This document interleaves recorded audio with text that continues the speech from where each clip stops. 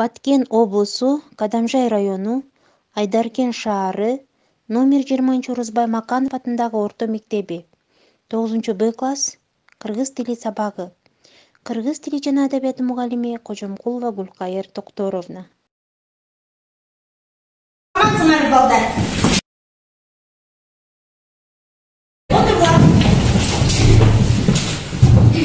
Антебесен кыргыз тили сабагына баштасак. Сабактын баштоодон алдын мен нөмөрчү ким экенин биле алайынбы? Нөмөрчү ким?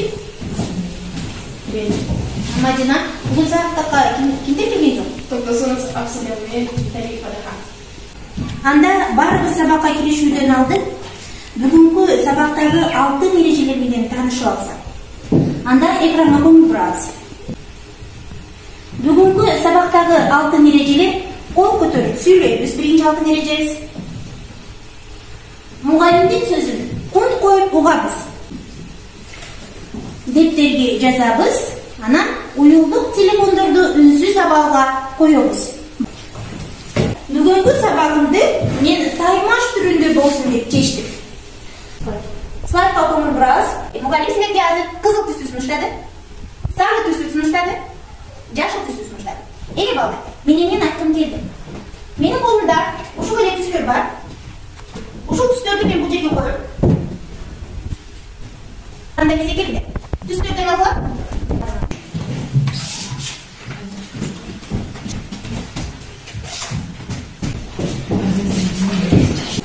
Демек балдар, биз түстөрдү тандап 3 топко бөлүндүк, Анда эмесе бүгүнкү сабагыбыздын ураанына көңүл бурайлы. Биздин уран бирөө баары үчүн, баары бирөө үчүн деген ураанды бүгүнкү сабакта колдонобуз. Балдар, сабагыбызды улантсак. Слайдта силер кызыл алманы көрүп турасыңар. Бул алма витаминге бай. Ушул алманы биз жейбиз. Эми кантип жейбиз?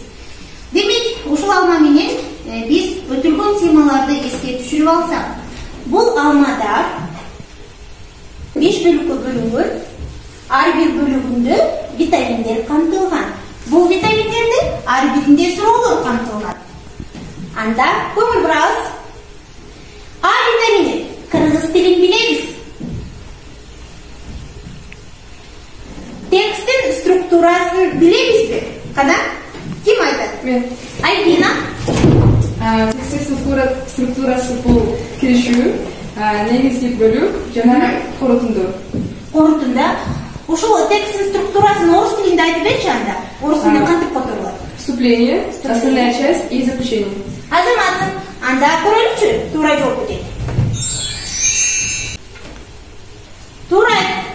Демек, Альбина туура айтты. Киришүү, негизги бөлүк жана корутунду. Кийинки витаминге көңүл бурабыз. Кыргыз тилин билебиз жана сүйөбүз.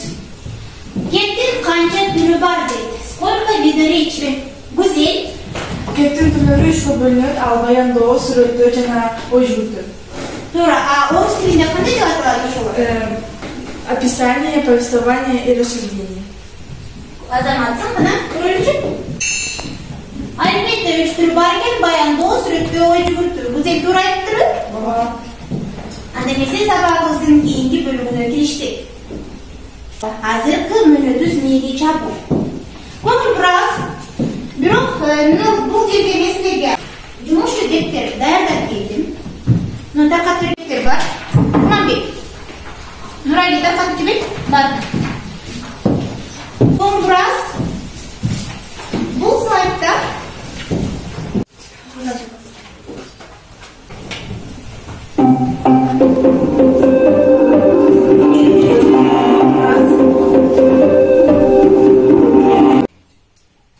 балдар, силерде жумуш дептериңерде сөздөрдүн айтылышы жазылган. Ар жагында таап алышып, жаман экен кыздары айтып атат. Эми бул жерде сөздөрдүн айтылышы. Силер ушул сөздөрдү оңдоп жазышыңар керек. Грамматикалык жагынан туура жазып, көнүгүүнү аткарышыңар керек. Кана балдар? Жаман экен. Балдар, Бұл сөздерді көрдіңіздер ме? Сөздердің айтылышы жазылған слайдта. Анда эмесе biz досканы колдонолу.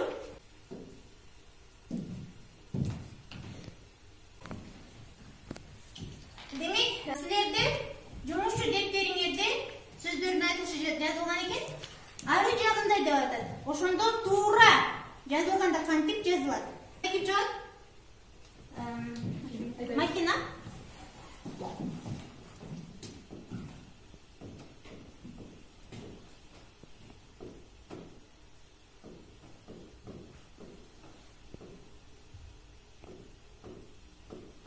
Макина айтылышында кайсы тыбыш калып кеткен экен? Тыбышы калып кеткен экен. Азаматсың, отур. Балдар, бүгүнкү сабактын негизги бөлүгүнө киришсек. Бүгүн сабагыбыздын темасы текст менен иштөө. Текст менен иштөө Кожомкул Балбан. Бул сүрөттө биз Кожомкул Балбанды көрүп турабыз. Кожомкул Балбан ким экенин азыр биз текстте таанышабыз. Бүгүнкү сабактын максаты текст менен иштөөнү үйрөнөбүз. Түшүндүрмө сөздүк менен иштеп, сөздөрдүн лексикалык маанисин түшүнөбүз. Текстти ыраттуу окуп, сөз байлыгыбызды өстүрөбүз. Кыргыз элибиздин келечектеги атуулуу болуп, элибизди, жерибизди коргой билебиз. Биз сабактын башында топторго бөлүнүп алганбыз. Силерге жумушчу кагаз таркатылган. Ушул жумушчу кагазыңарда силерге текст берилген. Бул текстти силер окуйсуңар, түшүнөсүңөр. Ушул текст тууралуу силерге тапшырмалар берилген. Анда кайсы топ биринчи болуп бүтсө упайларга ээ болушат. Биринчи тапшырмада сөздөрдүн маанисин чечмелейбиз. Демек, балбан, өрөн, ашуу, күрөш, Кожомкулдун ташы, эркин күрөш. Демек, силер ушул сөздөрдүн тушуна маанисин чечмелейт экенбиз. Түшүндүрмө сөздүктү силер жумушчу дептериңерге аткардыңар. Эми силер кантип маанисин чечмеледиңер? Көрөлү. Слайдда кантип маанисин чечмелептир. Балбан күрөшкө оодарышка түшүп, күч сынашкан күчтүү адам экен.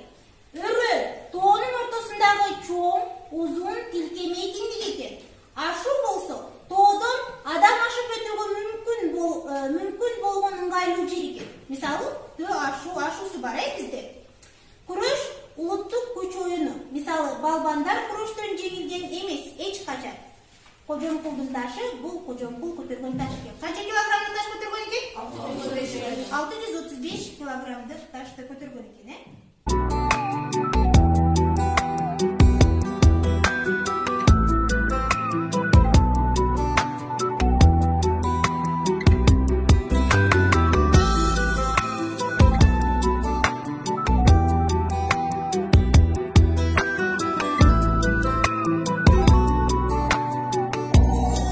Школьный двор и смех подружек, самый чистый, самый звонкий, и бегут по теплым лужам босоногие девчонки, и уже других качают наши школьные качели.